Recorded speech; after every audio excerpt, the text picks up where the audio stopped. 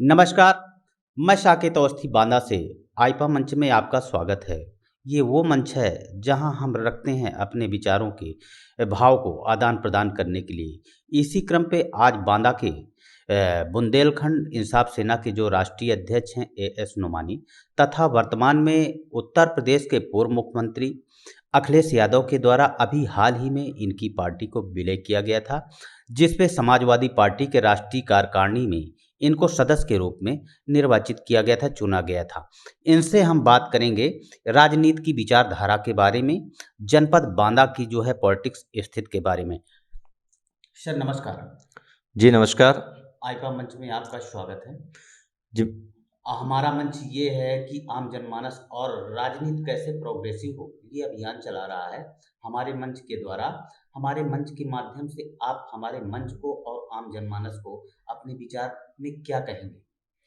जी मैं सबसे पहले आइपा मंच को बहुत बधाई देता हूं कि हमेशा मैंने देखा कि आइपा मंच हमेशा लोगों की समस्याओं को, जनहित की समस्याओं को उजागर करने की कोशिश करते हैं और सच्चाई दिखाते हैं कि सच्चाई क्या है, देश में क्या है, प्रदेश में क्या है, बुंदेलखंड में क्या है, जनपद बांदा में क्या है। तो इसके लिए मैं आपको बहुत बधाई देता हूँ।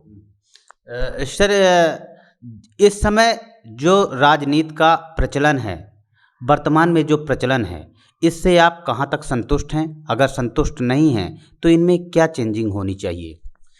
जी जिस तरीके से हमारा देश जिस वक्त आज़ाद हुआ था उस वक्त इस देश की जनता की और ख़ास तौर पे जो हमारे राजनीतिक लोग थे उस टाइम के, उन लोग की ये समस्या थी कि हमारे देश के अंदर जो गरीबी है, जो ग़ुलामी है, जो बेरोज़गारी है, जो हमारे देश का किसान दर बदर की ठुकरें खा रहा है, ये कैसे ख़त्म हो। इसको ख़त्म करने के लिए हमारे देश के बड़े बड़े नेताओं ने अपनी कुर्बानियाँ दी और कुर्बानियाँ देने के बाद हमारे देश को आज़ाद कराया।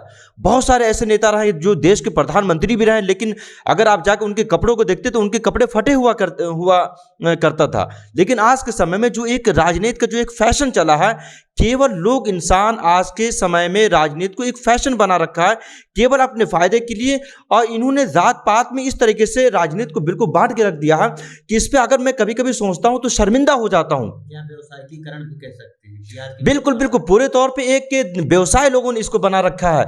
मैंने कहा कि जब मैं कभी कभी सोचता हूं इन सब बातों को लेकर के, पहले के नेताओं के बारे में सोचता हूं और आज के नेताओं के बारे में सोचता हूं, तो खुद को अंदर से शर्म महसूस होती है कि काश पहले के नेता किस तरीके से हमारे देश की खुशहाली के बारे में सोचते थे, हमारे देश के किसानों के बारे में सोचा करते थे, हमारे देश के नौजवानों के बारे में सोचते थे। लेकिन आज के समय में केवल हमारे देश के नेता अपना फायदा सोचते हैं, अपने पार्टी का फायदा सोचते हैं। सर इस पे बदलाव की स्थिति के लिए, जैसे कि हमारी राजनीति, हमारी पॉलिटिक्स जो है कैसे जो है प्रोग्रेसिव करे, उन्नत कैसे करे, प्रगतिशील राजनीति की आवश्यकता है, किन किन बिंदुओं पर कार्य करने की आवश्यकता है?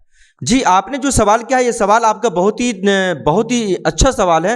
लेकिन हमें अफसोस उस वक्त सबसे ज़्यादा होता है जब एक पढ़ा लिखा इंसान, एक माँ बाप कितनी मेहनत के साथ, कितनी मशक्क़त के साथ पैसे कमा करके अपने बेटों को आईएएस आईपीएस बनाता है, डॉक्टर बनाता है, इंजीनियर बनाता है। लेकिन जब कोई इंसान डॉक्टर बन जाता है, इंजीनियर बन जाता है, आईएएस आईपीएस बन जाता है, तो उस इंसान की मानसिकता पूरे तौर पर चेंज हो जाती है। वो इंसान, वो एक आईएएस आईपीएस अफसर, वो एक नेताओं की, एक जाहिल नेता की गुलामी करने पर पूरे तौर पर उतर जाता है। और हमारे देश के अंदर केवल दो ही इंसान इस देश के अंदर दिखाई देगा, या तो एक बहुत ही करोड़पति दिखाई देगा या तो एक बहुत ही बड़ा भिखारी आपको दिखाई देगा। सर राजनीतिक परिदृश्य से ही देखा जाए तो हमारे मुद्दे कुछ और होते हैं। लोग, मतदाता जो है मुद्दों को देख करके, लुभावने सपनों को देख करके वोट देता है और सरकारें भी बदलता है, लेकिन सरकारें बनने के बाद में उनके सपने जो होते हैं वो चकनाचूर नज़र आते हैं। इस पर राजनीति कहाँ तक उत्तरदायी है? जी जो सवाल है ये भी आपका बहुत ही खूबसूरत सवाल है। इसमें मैं ये कहना चाहता हूं कि जब राजनीति का समय आता है तो उस टाइम हमारे देश के जो नेता होते हैं, जैसे अभी आपने देखा होगा 2014 के लोकसभा चुनाव में देश के प्रधानमंत्री जी ने डंकी की चोट पे हिंदुस्तान के बाशिंदों से यह ऐलान करके कहा था कि काश अगर हमारी सरकार आती है तो हम इस देश के नौजवानों को 1 साल के अंदर कम से कम 2 करोड़ नौजवानों को हम नौकरियाँ देंगे, हम देश के लोगों को, गरीब लोगों को 15 लाख रुपये देंगे। बहुत सारे उन्होंने वादे किए थे। उन्होंने कहा था कि हमारे देश का जो किसान है वो कभी भी आत्महत्या नहीं करेगा। लेकिन ये देखिए कि हम आज केंद्र की सरकार को तकरीबन 7 साल, 7.5 साल होने जा रहा, लेकिन न तो किसी नौजवान को नौकरियां मिल रही हैं और हमारे देश का जो किसान है वो किसी भी तरीके से खुशहाल बिल्कुल नहीं है। हम चाहें लाख दावे करें, लेकिन स्थानीय मुद्दे जो हैं वो स्थानीय नहीं रह जाते और लास्ट में चुनाव हो जाता है। इस पर क्या कहेंगे?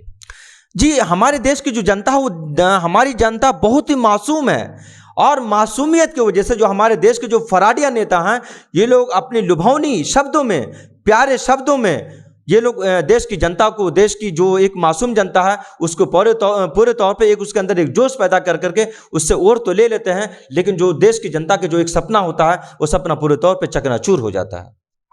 स्वास्थ्य शिक्षा की बात अगर हम करें तो राजनीति इसमें कहाँ तक उत्तरदायी है? इस पे आपका विचार क्या है? जी, जहाँ तक शिक्षा और स्वास्थ्य का सवाल है, आज के समय में जो हमारे देश की राजनीति चल रही है, केवल जात पात की राजनीति चल रही है।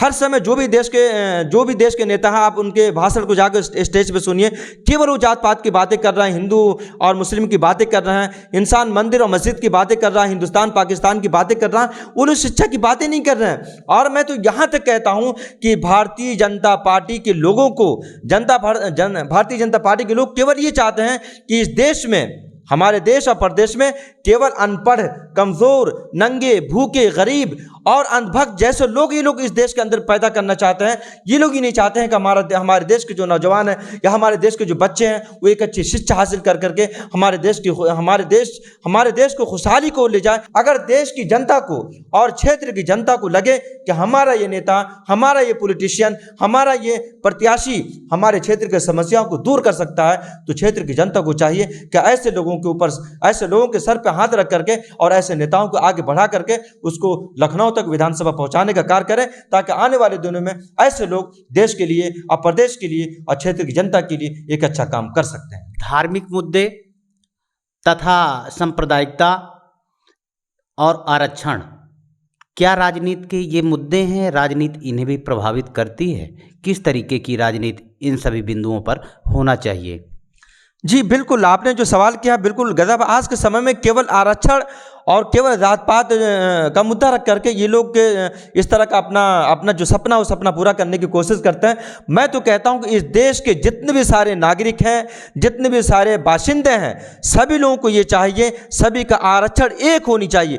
कोई जात नहीं, कोई पात नहीं, कोई आरक्षण नहीं, सबकी काबिलियत के हिसाब से एक इंसानियत समझ करके, भाईचारगी समझ करके, इत्तेहाद इत्तेफाक समझ करके हमें हर एक इंसान की मदद करनी चाहिए। हर एक इंसान खुशी खुशी इस देश के अंदर अपनी ज़िंदगी बसर कर सके और वो अपनी एक खुशहाली की ज़िंदगी बसर कर सके। राजनीति को प्रोग्रेसिव करने के लिए, राजनीति को और प्रगतिशील बनाने के लिए, युवाओं को राजनीति पे सहभागिता करने के लिए और सहभागी देना कहाँ तक उत्तरदायी है? क्या युवाओं को प्रतिभाग करना चाहिए राजनीति में? युवाओं के प्रतिभाग करने की वजह से राजनीति कहाँ तक जो है प्रभावित होगी और कहाँ तक प्रगति के मार्ग पर जाएगी? जी, ये भी सवाल आपका बहुत ही अच्छा, बहुत ही खूबसूरत सवाल है आपका कि देश के नौजवान, अगर देश का नौजवान चाह ले तो देश के अंदर जितनी भी सारी कमियां हैं, चाहे जिस मुद्दे से लेकर के हो, विकास से लेकर के हो, चाहे शिक्षा हो, चाहे स्वास्थ्य हो, अगर देश का नौजवान चाह ले, मैं कहता हूं कि देश का नौजवान अगर चाह ले तो केवल 24 घंटे के अंदर इस देश के अंदर जो एक सिस्टम चल रहा है, उस सिस्टम को केवल 24 घंटे के अंदर हमारे देश का नौजवान ख़त्म कर सकता है। इस पे जो है प्रोग्रेसिव है, अर्थात जो है इस पे चेंजिंग करने के लिए, बदलाव करने के लिए, जैसे कि आज का युवा है तथा राजनीति को अग्रसारित करने के लिए युवाओं की सहभागिता आवश्यक है। साथ में आपने बताया कि सोच, आम जनमानस की सोच और सोच के कारण ही जो है धरातल पे जो है जा रहा है व्यक्ति। इस पे बदलाव के लिए क्या स्थिति और कैसे क्या बिंदु अपनाने चाहिए? ऐसे जो हमारे बड़े बुजुर्ग हैं, इन लोगों को अपने नौजवानों के ऊपर सख्ती करनी चाहिए। अब बहुत सारे ऐसे नौजवान मैं देखता हूँ, जब मैं कॉलेज की तरफ कभी जाता हूँ, देखता हूँ कि बहुत सारे ऐसे नौजवान जिनको क्लास से कोई मतलब ही नहीं, मोबाइल लेके खड़े हुए एक दूसरे से बातें कर रहे हैं। तो हमारे जो बूढ़े लोग हैं, जो हमारे सरपरस्त हैं, जो हमारे बुजुर्ग हैं, उनको ये चाहिए कि हमारे नौजवानों के ऊपर, इस देश के जो नौजवान, उनके ऊपर सख्ती करें, ताकि वो हमारा नौजवान किसी भी तरीके से गलत कदम न उठा करके वो एक सही दिशा पर पर, सही रास्ते पर आकर के हमारे देश के लिए एक अच्छा कदम उठा सके, जिससे हमारा देश खुशहाली की ओर जा सके। सर, बुंदेलखंड इंसाफ सेना के आप राष्ट्रीय अध्यक्ष हो और अभी जो है उत्तर प्रदेश के पूर्व मुख्यमंत्री अखिलेश यादव के द्वारा बुलावा पत्र आपको भेजा गया था, जो कि समाजवादी पार्टी में आपने विलय किया बुंदेलखंड इंसाफ सेना संगठन को, उसका क्या उद्देश्य था?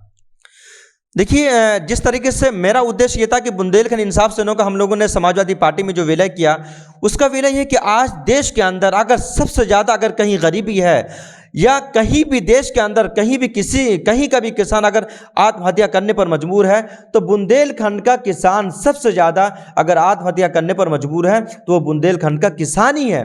बुंदेलखंड के अंदर इतनी सारी गरीबियां हैं कि खुद को सोचने पर मैं मजबूर हो जाता हूं।